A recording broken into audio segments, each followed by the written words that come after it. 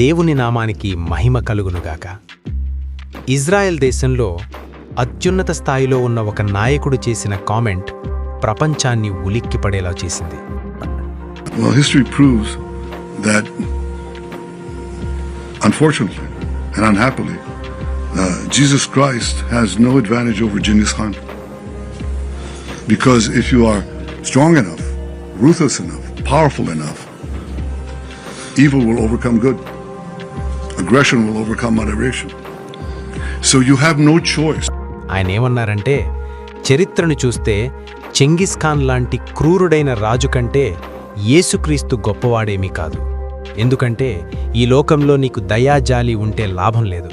నువ్వు క్రూరుడిగా బలవంతుడిగా ఉంటేనే నీ రాజ్యం నిలబడుతుంది అని అన్నారు.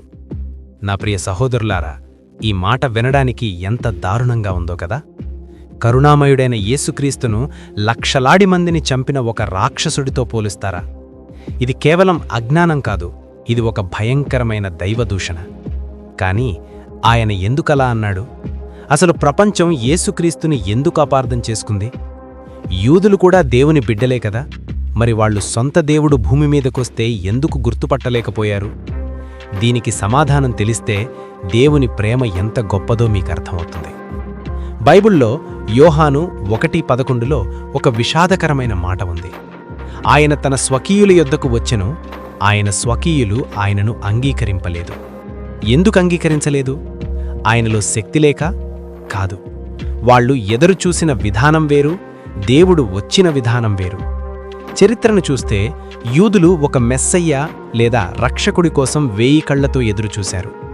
వాళ్ల అంచనా ఎలా ఉండేదంటే, ఆ రక్షకుడు ఒక కత్తి పట్టుకుని వస్తాడు, రోమన్ సామ్రాజ్యాన్ని నాశనం చేస్తాడు, దావీదు సింహాసనం మీద కూర్చుని పాలిస్తాడు అని కలలు కన్నారు. అంటే వాళ్ళు ఒక సింహం కోసం ఎదురుచూశారు. కాని యేసుక్రీస్తు మొదటిసారి ఎలా వచ్చాడు? ఒక గొర్రెపిల్లలాగా వచ్చాడు. రోమన్లను చంపడానికి రాలేదు, మనుషుల పాపాల కోసం తనే చనిపోవడానికి వచ్చాడు. కిరీటం పెట్టుకోవడానికి రాలేదు, ముళ్ళ కిరీటం పెట్టుకోవడానికి వచ్చాడు. యెషయా 53:3లో దేవుడు ముందే చెప్పాడు, అతడు తృణీకరింపబడినవాడును, ఆయనే మనుష్యుల చేత విసర్జింపబడినవాడును, వ్యసనాక్రాంతుడుగాను రోగమును అనుభవించినవాడుగానో ఉండెను. కాని మనుషులకు ఆ తగ్గింపు నచ్చలేదు.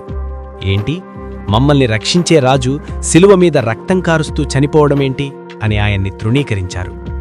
వారు దేవుని అద్భుతాలు చూశారు, గ్రుడ్డివారు చూడటం చూశారు, చనిపోయిన వారు లేవటం చూశారు, అయినా నమ్మలేదు. ఎందుకంటే వాళ్ల మైండ్లో దేవుడు అంటే ఇలాగే ఉండాలి అనే ఒక ఫిక్స్డ్ ఇమేజ్ ఉంది. మిత్రులారా, ఈరోజు మనం కూడా అలాగే లేమా? దేవుడంటే నా కష్టాలన్నీ తీర్చేయాలి, నాకు లాటరీ తగలాలి, నా శత్రువులను నాశనం చెయ్యాలి అని దేవునికి మనమే ఒక లెక్క పెడుతున్నాం. ఆయన మన ఇష్టప్రకారం జరగకపోతే అసలు దేవుడే లేడు అని దేవుణ్ణి వదిలేస్తున్నాం. ఆనాడు యూదులు చేసింది కూడా అదే. లోకం దృష్టిలో సిలువ ఒక ఓటమి.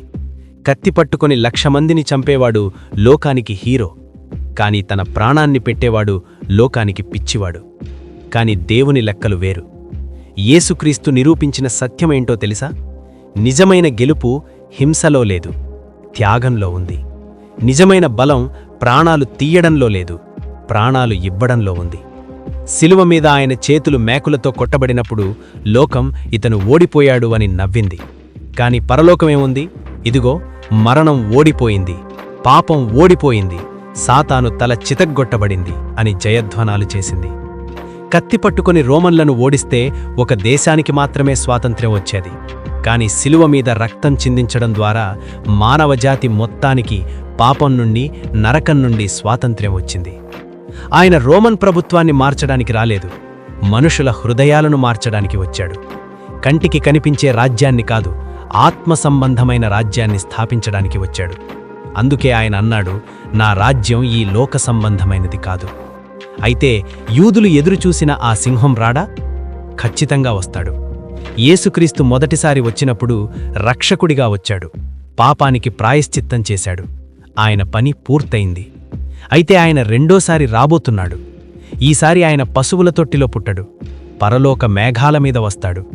ఈసారి ఆయన ముళ్ళ కిరీటం పెట్టుకోడు, మహిమ కిరీటం పెట్టుకుంటాడు. ఈసారి ఆయన దెబ్బలు తినడానికి రాడు, తీర్పు తీర్చడానికి వస్తాడు. ప్రకటన గ్రంథం చెబుతోంది, ఆయన వచ్చినప్పుడు ప్రతి కన్ను ఆయనను చూస్తుంది. ఒకప్పుడు ఆయన ముఖం మీద ఉమ్మివేసిన వారే ఆయన పాదాల మీద పడి వణుకుటారు. బైబిల్ చెబుతోంది, ప్రతి మోకాలు వంగుతుంది, ప్రతి నాలుక ఆయన ప్రభువు అని ఒప్పుకుంటుంది. అప్పుడు ప్రపంచానికి, ఆ ఇజ్రాయెల్ నాయకులకు అర్థమవుతుంది ఆయన ఎవరని. కాని అప్పుడు తెలుసుకుంటే లాభం లేదు. దయచూపే సమయం అప్పటికి ముగిసిపోతుంది. నా ప్రియ సహోదరీ సహోదరుడా, ఈరోజు నీ ముందు ఒక పెద్ద ప్రశ్న ఉంది. నువ్వు దేవుని దగ్గర నీ అంచనాలతో వస్తున్నావా, లేక ఆయన ఎలా ఉన్నాడో అలా స్వీకరించడానికి వస్తున్నావా? ఆనాడు యేసు వారి కళ్ల ముందే ఉన్నా వాళ్ళు ఆయనను మిస్ అయ్యారు. ఈరోజు ఆయన వాక్యం నీ చెవుల్లో పడుతున్నా నువ్వు కూడా ఆయనను మిస్ అవుతావా? ఆయన ఒక మతాన్ని స్థాపించడానికి రాలేదు, నీకోసం నా కోసం తన ప్రాణాన్ని పెట్టడానికి వచ్చాడు. ఇప్పుడు మనం కృపాకాలంలో ఉన్నాం. కృపాకాలం అంటే దేవుడు ఇంకా చేతులు చాపి నా దగ్గరకు రా, నేను నిన్ను క్షమిస్తాను అని పిలుస్తున్న సమయం. ఆ రాజు న్యాయవాదిగా రాకముందే ఆయనను నీ రక్షకుడిగా అంగీకరించు. నాతో పాటు ఈ చిన్న ప్రార్థన చెయ్యి. యేసయ్యా, ఈ లోకం నిన్ను ఎలా చూస్తోందో నాకు అనవసరం. నీవే నిజమైన దేవుడవని, నా పాపాల కోసమే సిలువలో రక్తం చిందించావని నేను నమ్ముతున్నాను. ఆనాలు యూదుల్లాగా నా అహంకారంతో నిన్ను దూరం చేసుకోను. నా హృదయంలోకి రా. నీవు రాజుగా వచ్చినప్పుడు నన్ను నీ బిడ్డగా స్వీకరించు. ఆమేన్. ఈ తీర్మానం నువ్వు చేసుకుంటే నువ్వు దేవుని బిడ్డవు. కామెంట్స్లో ఆమేన్ అని టైప్ చెయ్యి. యేసుక్రీస్తు రాజుల రాజు అని లోకానికి చాటి చెబుదాం. God bless you. సింహాసనంపై సింహం వస్తున్నాడు, న్యాయాధిపతిగా వస్తున్నాడు. పూరధ్వని వినిపిస్తోంది, ఇది చివరి పిలుపు. కళ్ళు తెరవండి, సిద్ధపడండి, యేసే రక్షకుడు. ఆఖరి తీర్పు ఇది, అగ్ని పరీక్ష. నిత్య రాజనికి సిద్ధపడు.